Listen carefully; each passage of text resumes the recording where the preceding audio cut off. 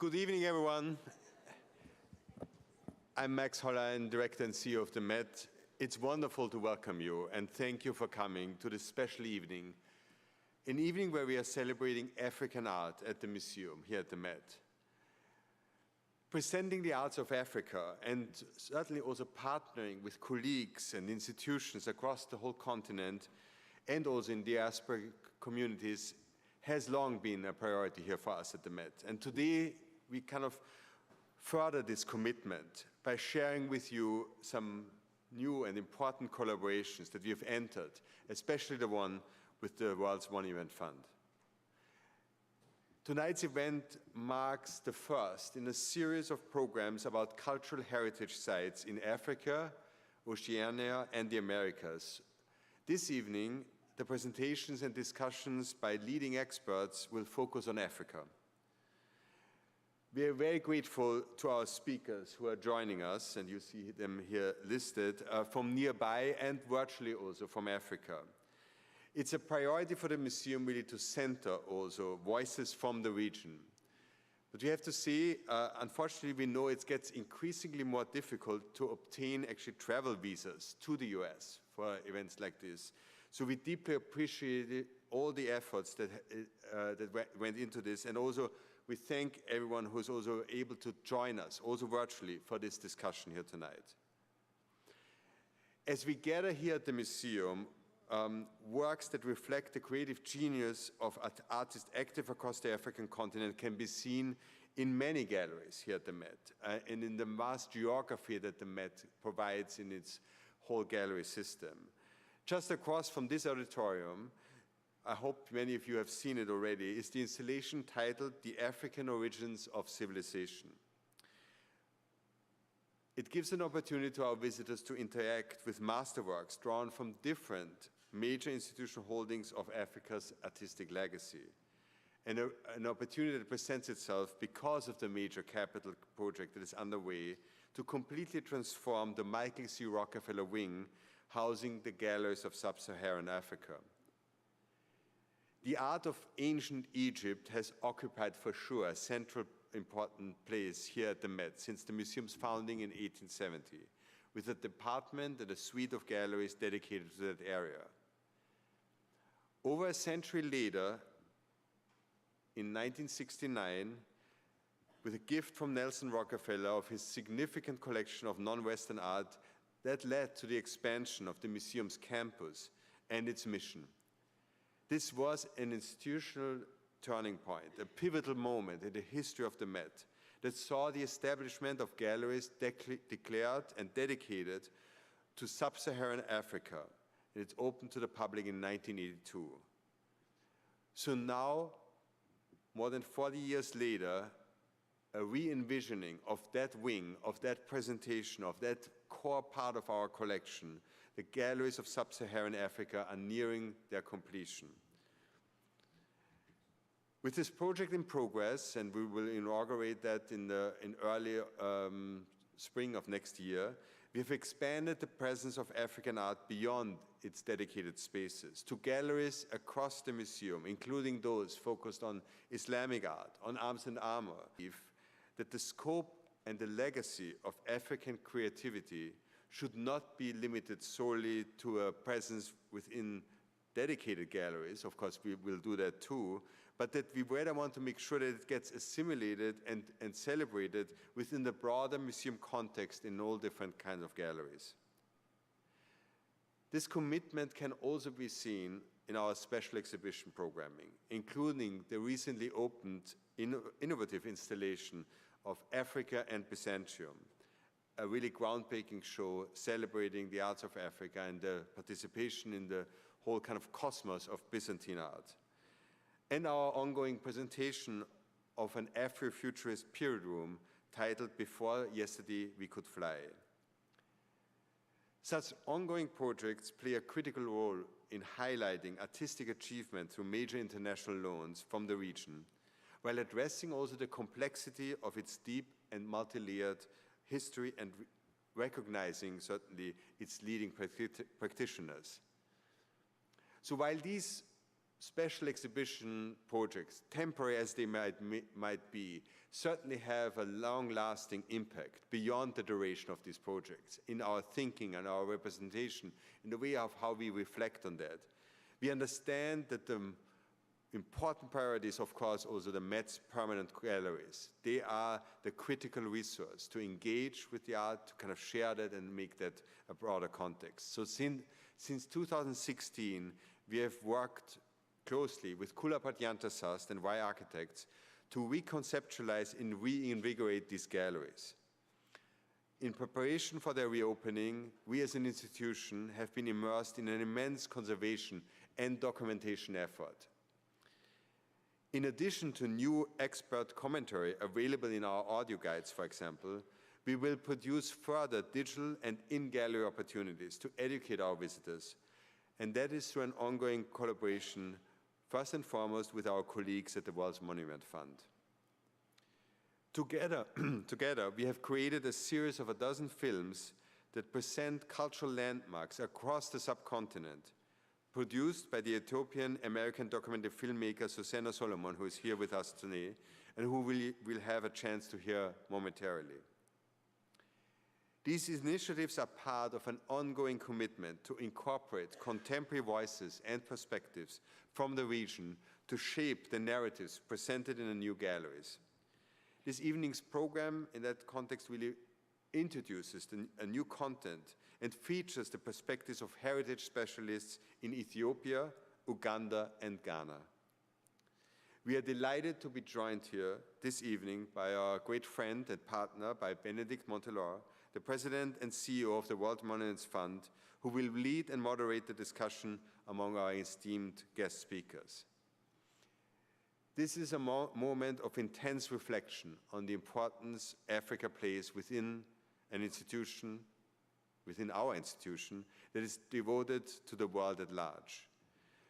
To give you and our broadest possible audience a sense of the array of projects that we do and that feature in different facets on the creativity relating to Africa, our digital team has, in dialogue with our curatorial departments, produced an Africa in Focus feature on our websites, and they launched a website for that occasion that summarizes and gives perspective on all these efforts happening. Beyond the walls of the museum, the Met is also engaged in further collaborations with our colleagues at leading institutions in Africa, including, for example, Nigeria's National Commission of Museums and Monuments, the NCMM. So as part of a memorandum of understanding signed in 2021, the Met is collaborating with the NCMM to assist in developing a documentation and education initiative with the National Museum in Lagos. It's supporting their stewardship of a world-class collection and helping to make use of this resource as an educational tool to benefit the Nigerian public and, of course, audiences beyond that. It's now my pleasure to introduce Alisa LaGamma, the Ceil and Michael E. Pulitzer Curator in charge of the Michael C. Rockefeller Wing, and a catalyst of this partnership and many of the activities that I've kind of just touched on, who will provide some insight into how this evening's discussion informs the new galleries in progress. And with that, I want to turn it over to Alisa, and thank you so much for coming. Thank you.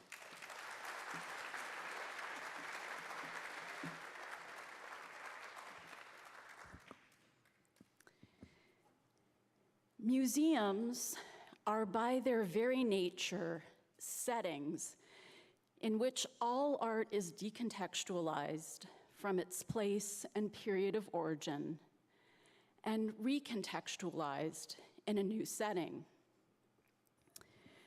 For many museum visitors, however, an encounter with a work of ancient Egyptian, Greek, or Roman art, though created in the distant past, nonetheless conjure up images of the pyramids at Giza, the Parthenon, or the Colosseum.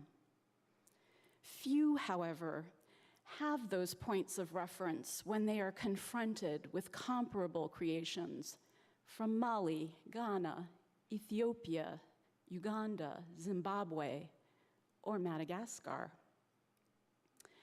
Across a vast continent that is defined by unparalleled diversity, innumerable cultural landscapes relate to the full span of human history. Despite the cosmopolitan character of a city like ours, a lack of basic familiarity with them and awareness of how they mirror local priorities is a reflection of a fundamental cultural illiteracy when it comes to Africa. Over 20 years ago, on a visit to Mali, I traveled north from Bamako to the Bandiagara escarpment with a stop at the Great Mosque at Djenné. My priority had been to deepen my understanding of the major traditions of Bamana and Dogon sculpture that are so celebrated outside the region. Over the course of the long multi-day journey, every village we stopped in en route had as its most prized structure its own banco or adobe mosque. Each was an original marvel, and as I absorbed the degree to which creative ingenuity had been channeled into the design of those buildings, I understood them as the contemporary successors to earlier traditions of devotion. The residents had redirected and reshaped a cultural landscape to reflect new priorities. The visually striking lyricism and originality of those structures has captivated photographers, including Sebastian Schuster, whose images you see on the screen. The dynamism of their annual renewal has been captured in footage of the Great Mosque at Djenné, filmed by art historians Susan Vogel and Samuel Sidibe, that will be featured in the updated permanent galleries. Tragically, those communities are presently situated within a conflict zone and thus not currently destinations for outside travelers. In redefining the spatial envelope of the New Africa galleries underway, Why Architects pays homage to the architectural vernacular of Sahelian design.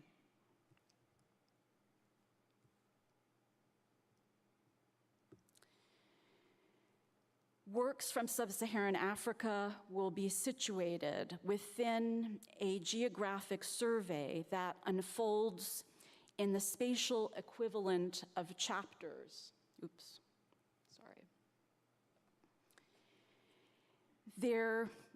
The framing of each of these is introduced by brief histories specific to a particular region. Their distinct character is underscored visually by foregrounding notable architectural idioms. Our approach recognizes individuals as the authors of specific works in the collection. Biographical portraits at once accompany creations such as those of Nyongo Yachintu and Olowe of Ise, who worked for royal patrons in Central and West Africa's Kasai and Ekiti regions at the turn of the 20th century, as well as contemporary, globally acclaimed Elanatsui. That gallery content will be expanded and further enriched through an initiative whose aim is to create a series of bridges that allow you to be transported to relevant cultural centers. In contrast to the authorship of a discrete artifact by a master sculptor, weaver, potter, or blacksmith, a cultural landscape generally reflects the participation of a broader segment of society. In selecting which sites to foreground, we at the Metropolitan joined forces with WMF to highlight a series of projects proposed to them by local communities. Doing so affords us a diversity of cultural landmarks prioritized by their own caretakers, who speak directly to their importance, contemporary relevance, and the specific challenges posed by their conservation. Visits to each site over the last year have afforded opportunities for a three-way exchange between WMF, its various partners in Africa, and the Met. In order to do these landmarks justice, we have sought to capture both their individual character and poetry and the eloquence of their champions through the lens of filmmaker Sosena Solomon. The series of 6-minute films that is in production with the Met's digital team, led by Douglas Hegley and Mandy Kritzek, will constitute its own layer of content prompted across the galleries and globally accessible online. And now, to give you a sense of the work that is underway, Sosena Solomon, award-winning documentarian and research associate in the Michael C. Rockefeller Wing, will share with you a few minutes of this breathtaking window into the power of Africa's cultural landmarks.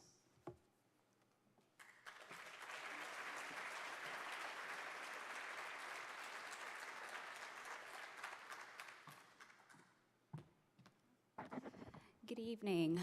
It's an incredible honor for me to be here as a storyteller and a filmmaker. I want to thank my esteemed colleagues at the Metropolitan Museum alongside World Monuments Fund.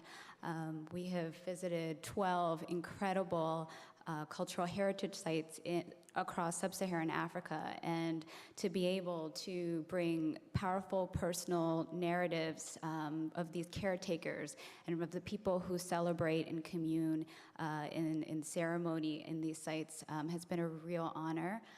Tonight, for the first time, we will premiere excerpts from 3 of the 11 films. We will visit the Lalibela rock-hewn churches, along with the Kasubi and Wamala tombs in Uganda. And last but not least, we will also experience a very pinnacle moment at the rock-hewn churches in Tigray. So without further ado, can we play the excerpts?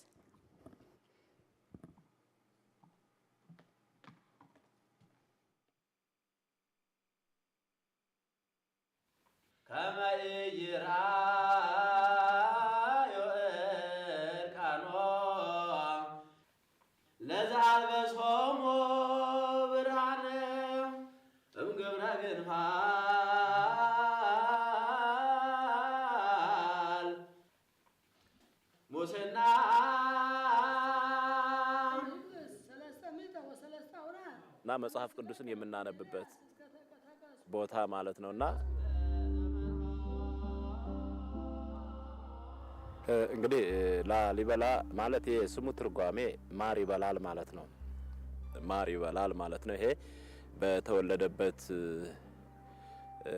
ጊዜ ንቦች ከበውት ስላየች እናቱ ያወጣችለት ስም ነው። እግዚአብሔር አምላክ ለጻድቁ ቅዱስ ላሊበላ ይህንን ስለገለጸለት ይሄን አለቱን በከርሰ ምድር ያለውን ከነበረው የግንባታ ስራ ከተለመደው እንደገና ሰው ከታች ወደ ላይ ነበር የሚሰራ፣ እርሱ ደግሞ ከላይ ወደ ታች በመስራት እነዚህን አብያተ ክርስቲያናት አንጿል።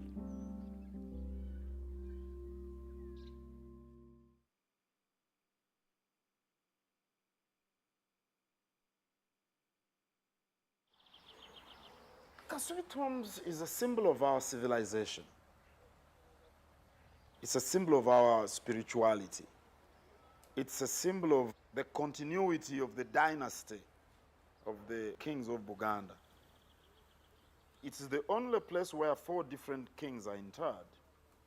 It's like a collection of our values.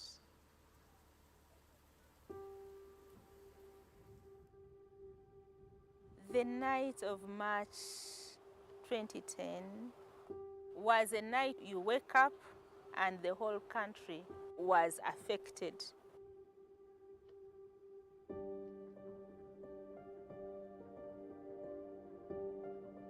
Just 10% of what was inside remained. The rest was burnt to ashes. As government, we responded by immediately planning for restoration.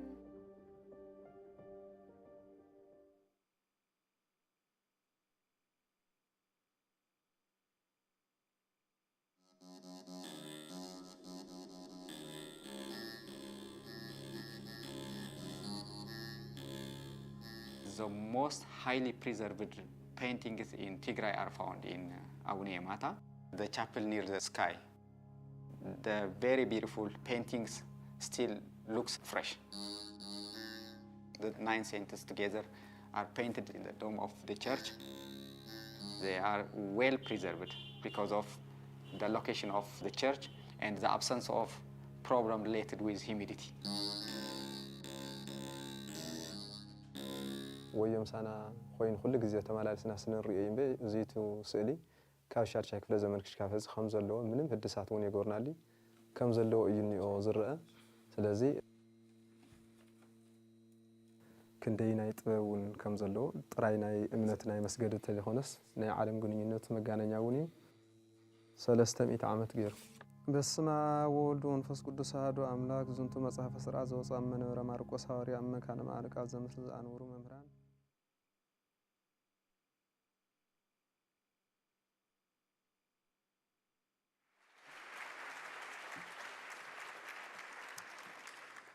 So with that stunning glimpse of the remarkable centers we are highlighting, Sosena will now join a conversation led by Bénédicte de Montlaur, President and CEO of WMF. This evening's other eminent panelists include one of the stars of the series, conservation architect Jonathan Nsubuga. He joins us from Kampala, where the Kabaka Muwenda Mutebi II of Buganda entrusted him with the rebuilding of his people's most sacred cultural landmark, a UNESCO World Heritage Site that you just saw on the screen. From Addis Ababa, Dr. Merid Takele joins us from the Institute for Ethiopian Studies, where he oversees one of the continent's premier academic interdisciplinary centers. We are also grateful for the participation of the 2 additional in-person panelists. Dr. Stephen Nelson is Dean of the Center for Advanced Studies in the Visual Arts in Washington, D.C. at the National Gallery, and a distinguished African art historian who has authored the seminal text From Cameroon to Paris, Musungum Architecture in and Out of Africa. And finally, Dr. Nyarko is a leading economist whose research focuses on technology and economic development, commodities exchanges, and markets in Africa. Based at NYU, he is co-director of the Development Research Institute there and director of Africa House. Please join me in welcoming our panelists.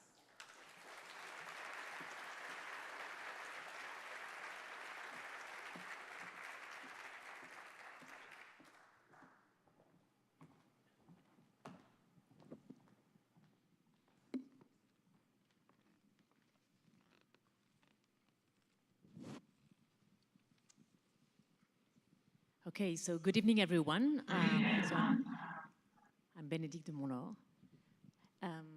So first of all, I want to thank our great colleagues here at the Met, of course, Max and Alisa for their great introductions, as well as everybody really at the Met. It's been a pleasure, I think, for the past year and a half to work with all of you on this event and on many other endeavors, so thank you so much. For those of you who don't know us at World Monuments Fund, so we've been in existence for almost 60 years, preserving heritage sites all around the world, working with communities.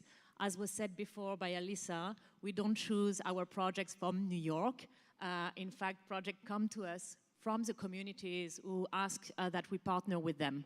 We have offices in Peru, in India, as well as in London, France, Spain, and Portugal. And we've carried more than 700 projects. At the moment, we have 50 projects in 32 countries.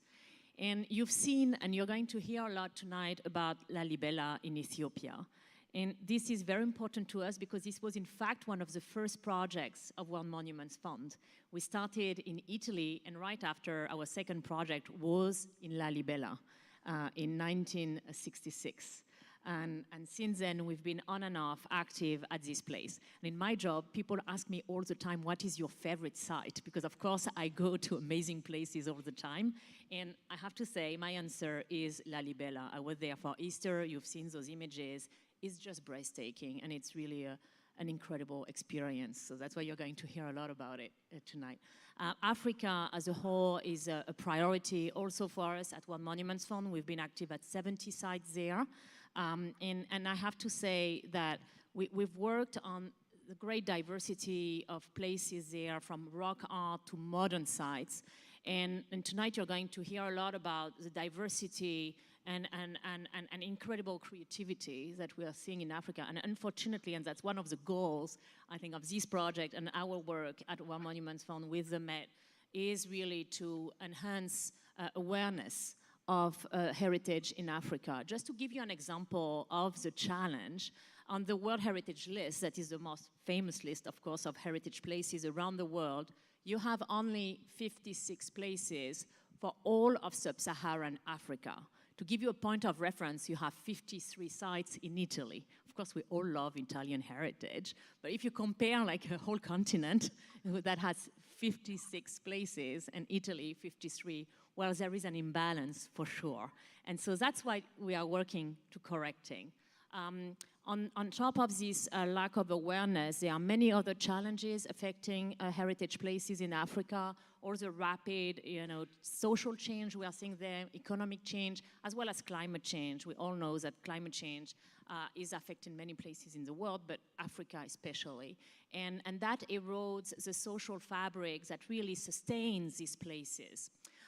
So there's an important challenge there, and that's why we were delighted to support this initiative with the Met and to send Sosena, everybody's jealous of her, with our Africa director, because they've been traveling to 12 places all around the continent, meeting with partners, and really the idea is to highlight here in New York the living nature of this heritage, that this heritage is not only objects in galleries, but it's about people and it's still alive. And that's what is coming really well out of those videos. So that's a great project. So without further ado, I will turn to our speakers and we'll ask you about what, we'll turn more about cultural landmarks in Africa and what it means and how in some ways it is different from other places. So we'll start by asking each one of you to talk about one place that is important to you and why do you consider it a cultural landmark? So maybe, Yao, I will start with you. Which place is really important to you and why is it a cultural landmark? Okay, so I'm going to say something about Ghana, but first a big shout out to the Met for spotlighting Africa. Alisa, you're wonderful. And WMF, of course, thank you for all you do on the continent. So it's in Ghana, very rural area. And in that area, there is this palace. The name of the town is Kumu. And there is a palace there. Again, think of rural Africa, very, very green. And there's this one palace in this one particular part of Ghana, Kumu. And for me, this is the place I'm very, very emotionally attached to it. Next to this palace is a shrine. There's a traditional leader in that shrine, and that particular shrine is a UNESCO heritage site, probably one of the 50-something in all of the continent of Africa. And so this place is very meaningful to the people there.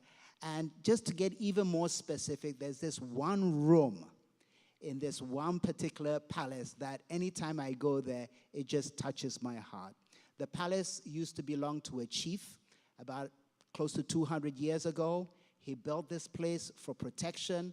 He built this place so that he could retire and have his lodgings, think about the world, think about technology, think about people coming to harass him. There were a lot of wars in Ghana at that time and that part of Kumu. And so if you go into that room, you see the place he stays. You'll see art all around in that particular room. You'll see the fact that that room was built using traditional African architecture. There are no nails in there. There's no cement in there. But that place has been up there for 100 plus years, okay? And so this is the African technology, African architecture. I think we're going to come into that too. In this room, there's a side room where the old chiefs are buried. Okay, so they bury the chiefs there. Every 6 weeks, people go there and pour libation on it. And so these chiefs from 100 and something years ago are remembered today. I'm one of the chiefs in a slightly different area, so every 6 weeks, I try to go back. And so this is a living thing, as Bénédicte said. It's real, it's alive today, and for me, it's the most emotional thing. Anytime I go there, I have shivers. I think of, just think about it. Africa, 200 years ago, we're still celebrating it, and its architecture, and its art, and its people. Thank you. So let's go now to Ethiopia. Takele, can you share which cultural site you want to talk about?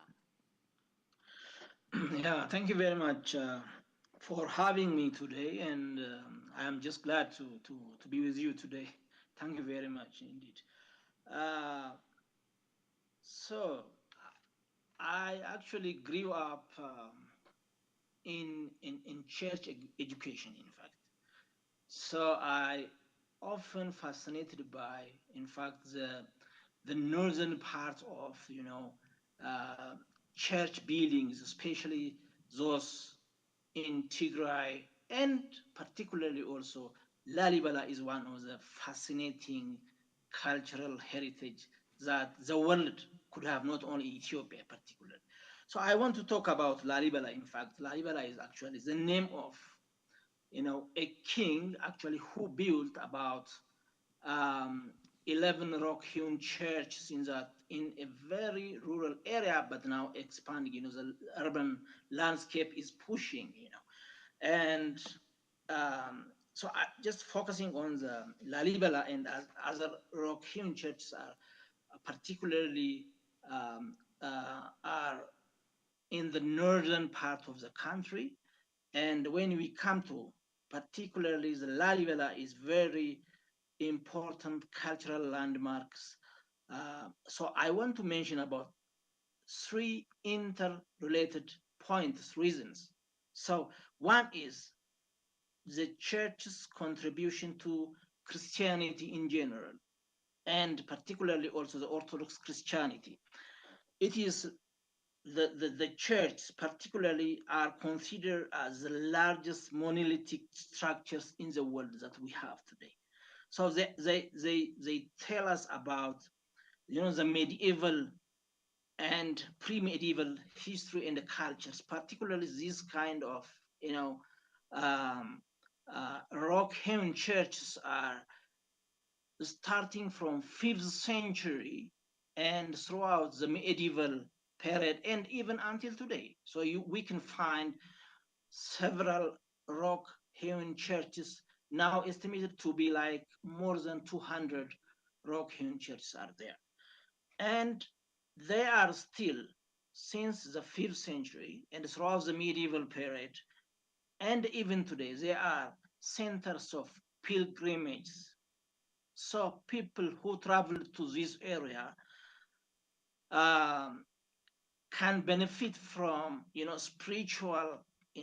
spiritual benefits. So they have spiritual contribution to people who travel to this area. And they are particularly since 1970s and 80s increasingly, actually, they are becoming attractions of several hundreds of tourists, and then so that they contribute as income sources. Secondly, their art and engineering are fascinating. Particularly engineering is to me like the architecture and structural work of the time. You can imagine the 12th, the 13th century workers. And I want to emphasize on the local knowledge of Lalibela and others who supported him to erect these rock-hewn churches. the local knowledge of understanding the rock type itself and the earth, especially the geology, which actually continued, existed until today. That fascinates me. And then the artworks, the vernacular of creating art itself, which is actually the biblical interpretations of statements into artistic works that you can find inside of the church is very much fascinating. So this is, in fact, in the form of carvings, and then also in the form of like fresco, which actually mixes the color, and the wall itself is very fascinating. And the architect, the rock cut architecture, it starts from the top down. It has its own meaning, in fact. The top down, and then the top down is from the outside part, and then the bottom up is from the inside. This is very important. So by this, Lalibela as a king created the new Jerusalem. So it's a model of Jerusalem, meaning the heavenly Jerusalem, as King David said, the heavenly Jerusalem where God lives in the heaven. So created on earth by Lalibela. So it is an earthly Jerusalem where Jesus was born on earth. So it has the heavenly meaning and then the earthly meaning. So it is fascinating. And then the other important point, people's perception about the church is very fascinating. It is a place where you forget the worldly, natural, material aspect, so that they speak with God and angels. This is actually the people perceive Lalibela did not erect the church or the building by himself alone. He constructed through the daytime, while angels constructed through the night. So then they perceive that all the 11 rock-hewn churches are carved or erected within 23 years. So you can imagine how a man, a king, can erect all these 11 rock-hewn churches. They are results of mysterious architectural structural knowledge. So therefore, people perceive as these are holy heritages. So this is a very important concept that we should emphasize on. And then with regard to the current situation, in anthropology, we have a concept of the tragedy of the commons, meaning that these heritages are, particularly since the last 3-4 years, the first 2 years, COVID-19 disrupted everything of conservation works and traveling of tourists to this area, and affected particularly economically the people who depended on the tourism industry of the area. And since the last 2 years, they have become hostages of war. So particularly the heavy machines are affecting the heritages. You can imagine the time, the age, since medieval times, when heavy artillery machines, cars are traveling through these areas, they may affect, they could be shaped, by these kinds of, human-made problems. So the tourists are also no more traveling to these areas because of the security issue. And I was just wondering the number of people who are depending on this economy. About 65,000 people are depending on this, income of, of tourists. I'm talking about the direct impact of these 4 years on the people who are depending on the heritage. Thank you very much. Thank you, Takele, and thank you for highlighting. Yeah, and thank you for highlighting also the fact that these places were under conflict for the last years. And we just returned as well, Monument Fund, like we just restarted some projects because there is a bit more stability at the moment, but it's true, it's impacting the sites and even and all the people that live around them. Sosena, can you tell us briefly, before we get to the other question, about one place among the 12 places you visited this year? Well, it's interesting. If you asked me that question before I started this project, I would have said Lalibela, which is an incredible site. But having had this experience, the rock-hewn churches of Tigray, which are quite different, physically they're a bit more subtle. They're in cave-like structures, so it's a different, rather than being carved from the bottom up, they're carved on the mountaintop. And so part of that pilgrimage to get to the site is part of the spiritual connection. And so it becomes alive in a very specific way. But so for me, climbing up with Stephen Battle from World Monuments Fund with our cameras so we can film a ceremony that's being taken place by the locals. So it's also a very, Lalibela, you have tourists that come from all over, whereas here, the rock-hewn churches, it's really hard to climb 8,000 feet. So it's really something spectacular, and it felt very sacred for me to endure. So that is my most cultural heritage site, yeah.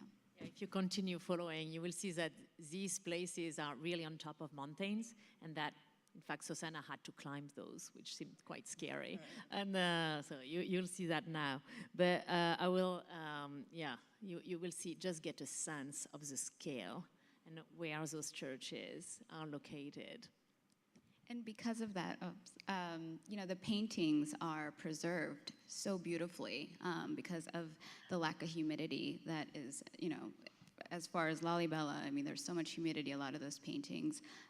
We're, dealing with 4th century. So I thought that was also quite incredible. Absolutely. So now let's travel to you, Jonathan. Can you tell us about one cultural landmark and why you consider it's a cultural landmark? Thank you very much. It's nice to be with you this evening, this morning here. I would just like to say one thing, just to really highlight and appreciate the project you're carrying out at the Met. We also have the issues of traveling to different sites within Africa is very complicated, and that's why this project is quite important. But the site I've picked up, I'll obviously pick Kasumi, but I've looked at the Zimbabwe, the great House of Zimbabwe. Because growing up as a kid, we grew up in the era of military coups, wars, liberation struggles out here in Africa. And, this enclosure, royal enclosure, came to define, what it was meant to own your heritage. And that's something which I'm quite passionate about, that people always use, you get people using ownership of somebody else's heritage or capturing it and differentiating that group of people. So basically you can imagine that the minority government it was called Rhodesia then, which is Zimbabwe now, didn't want to appreciate or people to believe that there was an indigenous group of people who built that site, and they wanted to make it sure that it was believed an outsider or outsiders built that. So basically, the site itself, and with the liberation struggles that happened during that time in Africa, is quite potent, quite iconic, and having been inscribed in 1986, that's a long, that's one of the oldest sites in Africa that's been inscribed. So I've picked the. I've not been there myself, but it's a place I've been reading about for the last 30 years. And hopefully that will happen on these days. So I picked the Great House of Zimbabwe. Zimbabwe itself, in my language, Luganda, Zimba means to build. So maybe there's a connection as well, building the Great House of Stone. So really, yeah, I'll just say that that is my site. And also the similarity with that, so my point is we have a similar situation in Uganda where we have the sculpture called the Luzira head, which is a miniature figurine made of clay. And also that was discovered in 1927, but it's been carbon dated to be about 1,000 years old. So there was an element in 1927 also to make believe that no civilization or group of people would have made that because it was so sophisticated to say. So really that's why this house comes in, this project comes in, and I appreciate it for that. Thank you. Thank you for transporting us from Uganda to Zimbabwe. When we are talking about lack of awareness, very few people are, in fact, like, especially so people who come from Africa are aware of Great Zimbabwe. It's on the national banknotes, you know, so it's really important site for the history of that country and for the continent in general. So Stephen, one side. Yes, all right, we're going from Zimbabwe to Cameroon, and I think that I picked the monument. It's fine. And so this is the Muscum Tourist and Cultural Center in Pous, Cameroon, which was built in 1995. And I happened to go there. I did my dissertation research here in the mid-1990s. And what I found, these images, these houses, these are built out of 3 houses that were historic structures here, built out of adobe, and they're small. And so historically, some of them might get up to 30 feet, but they're basically adobe structures, domes made with no supports, no structures. They're made like pots. And so people would go up from the bottom about 18 inches, 18 inches, 18 inches, and it would take weeks, and you had to get it right. You had to get all the things in place. And that in and of itself is great.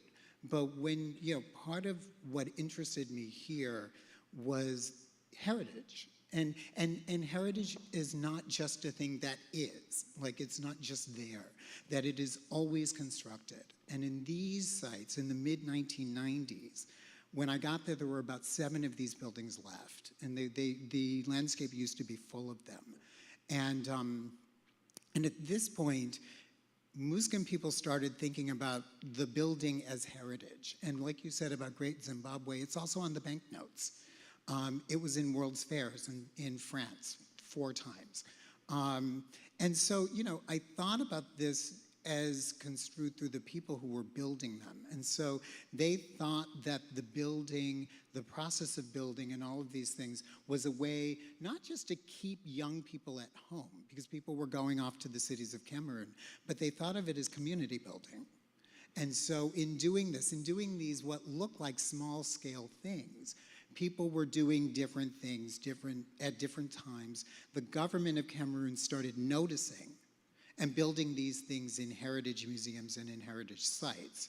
And so the building became part of a living practice of making heritage. And so it became heritage as an active force. And you can see there one house that was built in 1995 in a town called Montlaur, next to a number of houses in Chad that were made before 1912.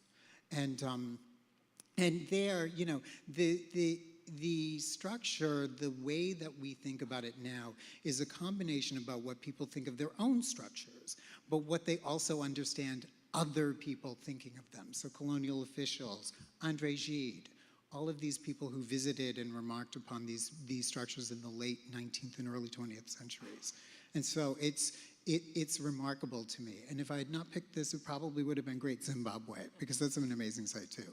But that's it. And thank you, because I think the question that we have to answer tonight is, what is a cultural landmark, right? So you just underlined the relationship with the community. That is not just a place that is done once and for all. It's a living place that is at the center of community life. So let me stay with you. You're an art historian, and I was just mentioning the underrepresentation of African heritage or sub-Saharan heritage on the World Heritage List. And we know there is a very specific definition of that, and I guess it's very, it's telling that there is less African sites, and it's linked to the definitions that is very much underpinned by Western vision of heritage. But as an art historian, can you tell us about the specificities of that you see on various sites in Africa, and why would that maybe an explanation for this underrepresentation? Well, I mean, there's no one thing you can say that covers the whole continent. And but I think that what is so important to understand about sites in Africa, and I don't think this is true just in Africa, but we'll take that as our case study for the moment, that what we might think of as a monument, we will not find there necessarily. So not everything is a Lalibela, not everything is a great Zimbabwe, not everything is a great mosque at Djenné. Oftentimes the monument is small scale, or it might not even be a building. And so one of the examples I'm thinking of is the Oshogbo Grove, which is in Nigeria. And it's a landscape. It is not a building. There might be small shrines. It's a forest, and it has objects in it. It is a spiritual center. People come and go. That's a cultural landscape. But it's one that would, if you're thinking about the preservation and the living of buildings, of built environments, architecture with a capital A, it doesn't fit. It doesn't fit. And there are lots of sites in Africa that fall under that or to be put it better, fall out. And so, or you have sites that people go to that are not considered African enough. And so, and I'm thinking of the Swahili mosques. Many of them were built by Indians, or they were built, by Kenyans and Tanzanians in conglomeration with colonial forces, cultural forces, and we look at it and we think, oh, that could be in India. So why? And so I think there are all of those kinds of things, other than sort of textbook racism as well. But yeah. No, thank you. I think that's so important. And the definition, our name is World Monuments Fund. And so people are like, oh, asking me, what is really a monument? I discovered that in America, it means a statue. We do very little statues. Yeah. Statues and big buildings. And, frankly. But more and more, there is this notion of landscapes that is very important, especially in Africa. We are working on the landscape of Kutumaku between Benin and Togo. And this is a whole ensemble of small scale but extraordinary buildings. And that's why it's important to evolve this definition of what is a landmark. There is also the question of authenticity that is part of the World Heritage definition. But what does that mean? Because some places, and many places like Djenné, are being rebuilt over and over every year, and that's part of the process. So, yeah. So let's turn to you, Jonathan, because you're in fact taking care of a very important site, and that we've seen has been affected by an incredible and devastating fire. It's a place that is very spiritual. So how is it to take care of this site? What are the specificities of its preservation? Can you talk to us about that? Yeah, the Kasui Royal Tombs is one of it's the most sacred site in Buganda, the Kingdom of Buganda, which is found in the center of Uganda. Now, I can just describe the site to you as I explain other events that have been taking place. So basically, Kasui Tombs is an urban heritage site. It's a living site. Meaning it's not a museum or something like that. It's living because people who activities take place there, burials and all sorts of rituals and events. It's a site which is it's made up of an ensemble of buildings, and the most important building, the Muziwaza Lampang, which got destroyed in fire, housed the remains of the four kings, the Kabakas, who were the first Kabakas to be buried together. In the past, each king or Kabaka was buried in a separate site, his own palace, and they removed the jawbone, and that's what they preserved. But this one is special because you got the four kings in there, and their full bodies have been buried. And the other aspect of it is that these buildings are celebrated with the events of housing the twin. The twin is, I can explain this. It's a mummified umbilical cord. That's the double of the living king when he passes away. That's what he leaves behind. And that's really the powerful element that these buildings, I call them vessels, house and keep. So it is it's the major cultural icon. It's the heartbeat of the kingdom. We carry out rituals, the sacred events take place to respect the dead. We kind of celebrate and keep the dead alive. And that's a long thing. I can't go into it right now. But you know, it offers a support for the oral traditions via the mediums, because we have mediums who people, ladies, mainly ladies, who carry the spirit of a past king, and he comes and you attend a meeting or a session, and they guide you in terms of what you need to do. So basically, the spirituality of Kasumi tombs have made it a major iconic site. It was inscribed by UNESCO in 2001 under criteria 12416, and the concepts of tangible and intangible heritage coexist in this building, in this site. So right now, in rebuilding it, reconstruction, we have got 3 different buildings that have been built on the same site since 1884. And right now, we are rebuilding the 1938 model that was destroyed in the fire. And this has really opened up our eyes and the experience of really looking for the past history, looking for the rituals, looking for capacity building of the builders, the artisans. It's been a challenge for 13 years to get the building that was completely destroyed. I call it the Phoenix because it got destroyed in the fire, and it's really now risen up, in its past glory. So that's what we've been doing, and we're looking for authenticity in terms of what was there before. In African culture, we always talk about oral traditions, but to the Western person, the Western world, oral tradition looks like somebody's just talking about something. But there are many, many ways where the oral traditions are kept in a tangible way. For instance, at Kasumi, you have the twins I told you about, who reflect the past, who are a double of the past that they existed. And then the oral tradition, of course, are carried along by different generations, but you have the tangible, the twin, which tells you what was happening before and what one needs to do. So basically, it's been that kind of thing for the last 13 years, discovery, and also implementing this multi-layered task. Now, Kasumi Tomb, just to conclude, was the palace of one of the Kabaka Mutesa I. He was the king who had to deal with the European missionaries, intervention, the foreigners coming to his kingdom. You had the Arabs initially, who were trading in ivory and slaves, and then you had the Europeans who came in to bring in religion. So he was a king who was confused and had to deal with this. So even the first mosque in Uganda is found at this site. So it's a multi-layered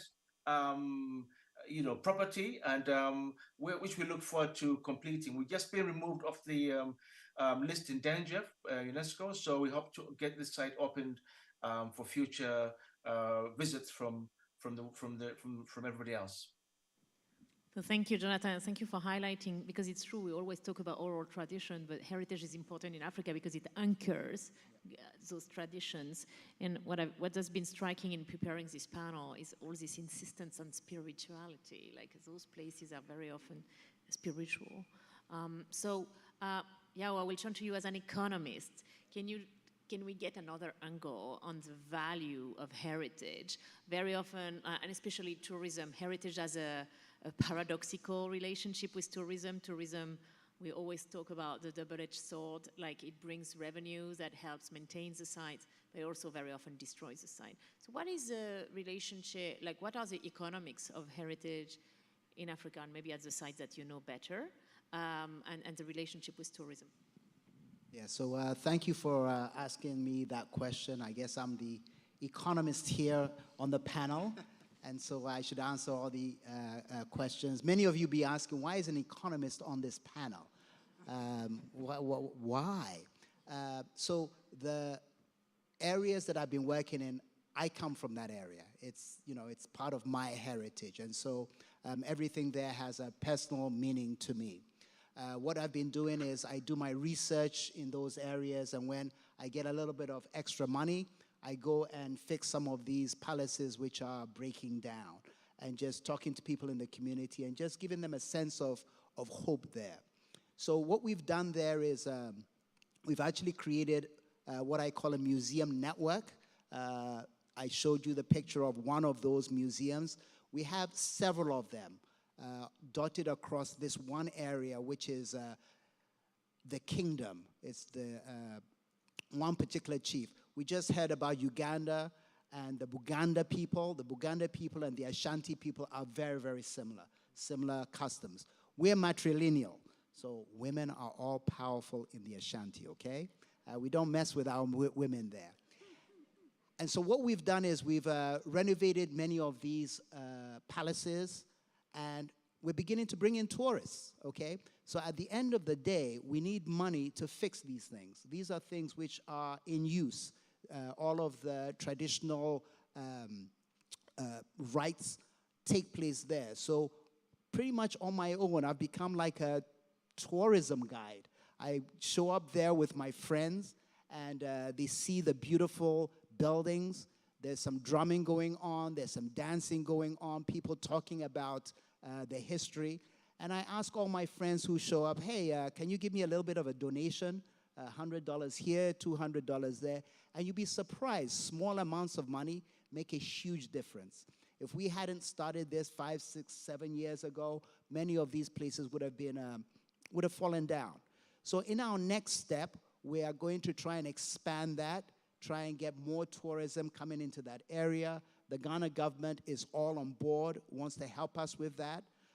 So we're expecting to get people to come in to pay for all of these things. We are also looking at domestic tourism. You'd be surprised. The Africans themselves love this. They really love seeing their own heritage. Africa is like two parts. There are those who live in the cities. And so my nieces and nephews, they live in the cities. I always go into the villages. When I tell my nieces and nephews what we are doing in the village, they are as shocked and as amazed as American kids would be. It's as foreign to them as it is to Americans. And so they go into the village, and it's a tourist opportunity for them. They will pay money. I'm working with some artists, and they're making paintings. They're buying the paintings. Africans buying paintings of Africa. And so the answer to your question is, I think, in terms of economic development, huge potential. We're only now beginning to develop it in that area. But as I said, Ghana government, many African governments are all on board on that. And as I conclude, for the economists who are in the room, for the business people who are in the room, in 1960, when Singapore was going on its big development, their leader, Lee Kuan Yew, said, the first thing I'm going to do for Singapore is to deal with all of our hotels and all of our tourism, because once you get people into your country who come in because they want to see your artifacts, your monuments, and all of that, they're coming with business people. They're coming with their family. They want to come there again. And then all of a sudden, they'll get a business idea. They'll say, hey, you know, I was thinking of doing an industry somewhere in the world. Let's go do it in that place where they had a beautiful hotel or a beautiful landmark. So it's my view that by developing these monuments, developing these artistic things is actually a key ingredient of economic growth. Singapore did it, and this area, Kumu, just watch out. All of you are invited, okay? I expect to see you all in Kumu very, very soon. Thank you. Thank you.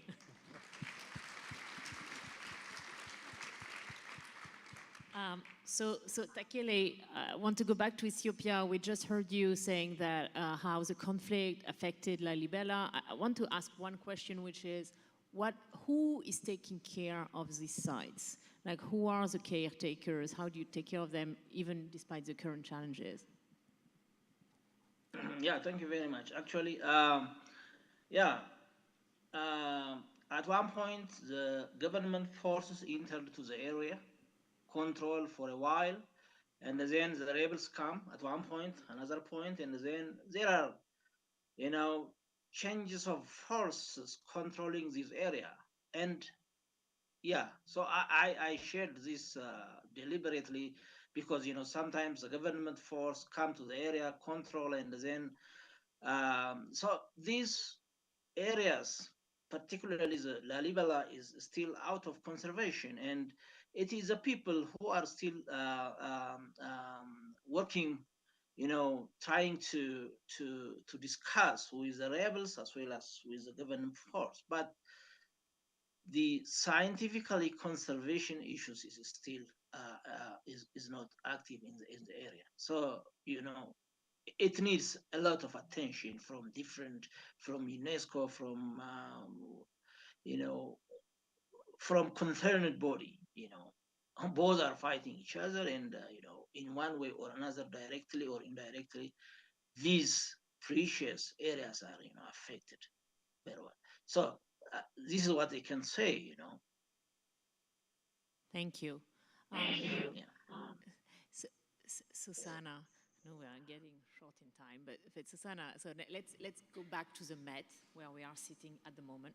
And so you've spent a year doing those videos. So what was your approach? The whole idea is to allow people who cannot travel or won't travel to Africa to really get a sense of this incredibly diverse heritage. So how did you do that?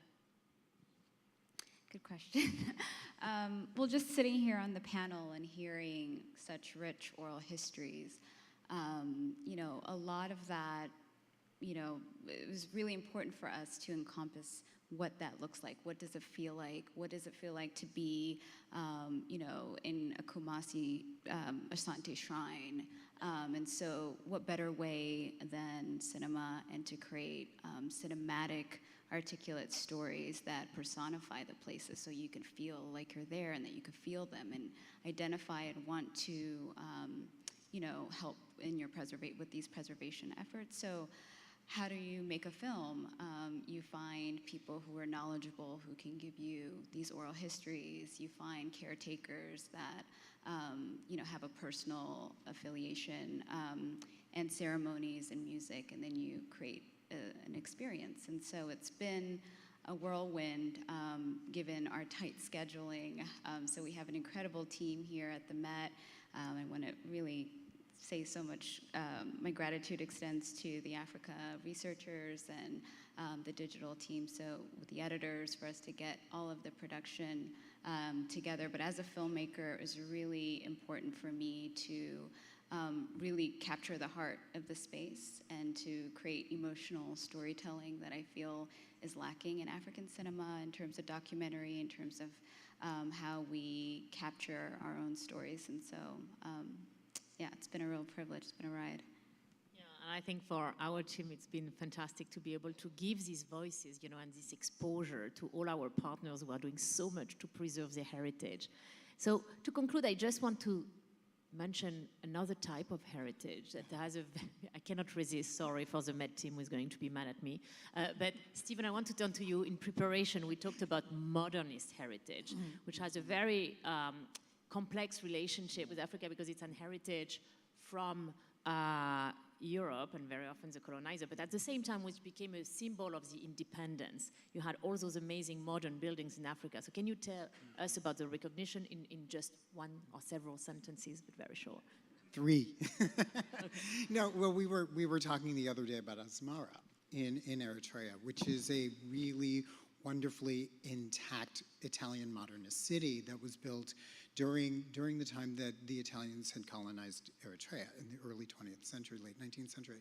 And there were a lot of, I've spent a lot of time in Dakar, in Senegal, and looking at architecture and looking at modern architecture and contemporary architecture and talking with architects and talking with people who live in and around these structures and live with them about the why.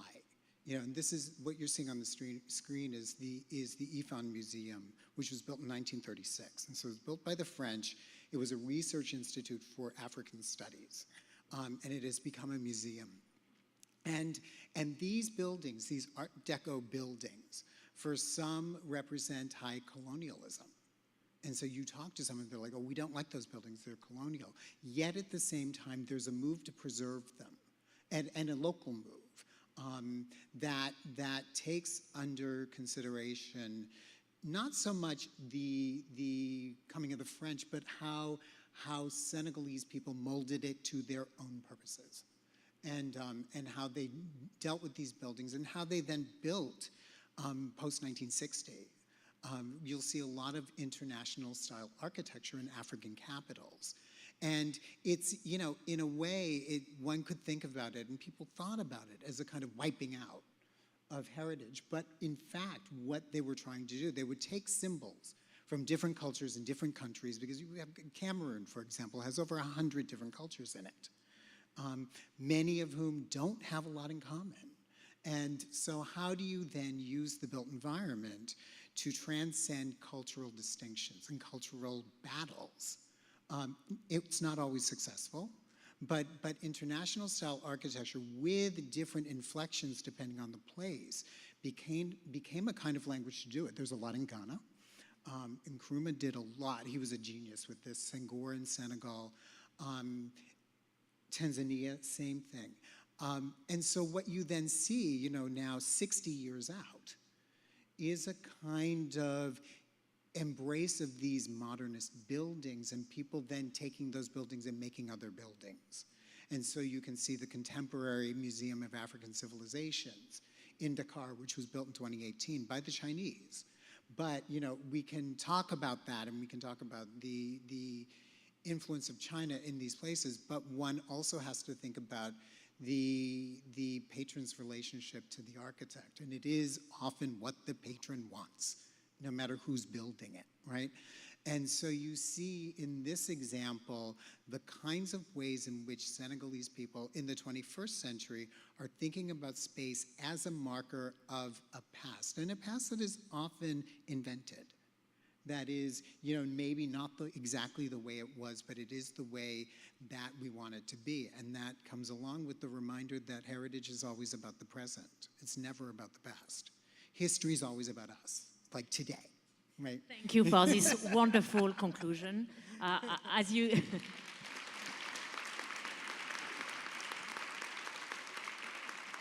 That should be our tagline at World Monuments Fund. Heritage is about the present, not the past. Anyway, as you can see, this is all a teaser for the Rockefeller Wing to be open next year, for Sosena's video, and for getting more knowledge about heritage in the various countries of sub-Saharan Africa. Alisa, for the concluding remarks. I want to applaud our panelists for such an illuminating conversation. And keep in mind that for Dr. Takele and for Jonathan and Nsubuga, it is after 3 o'clock in the morning on Thursday. So thank you, thank you, thank you. And I also want to express immense thanks to the Mets, Mariana Siciliano, Civita Moni, and Sherry Williams in our education department for their partnership on this series.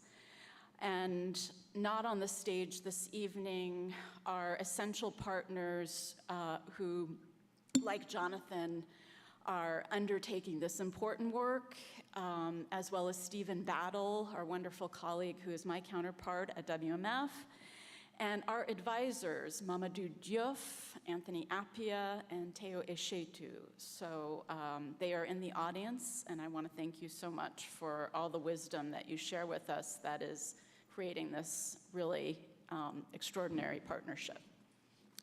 So come back in 2025.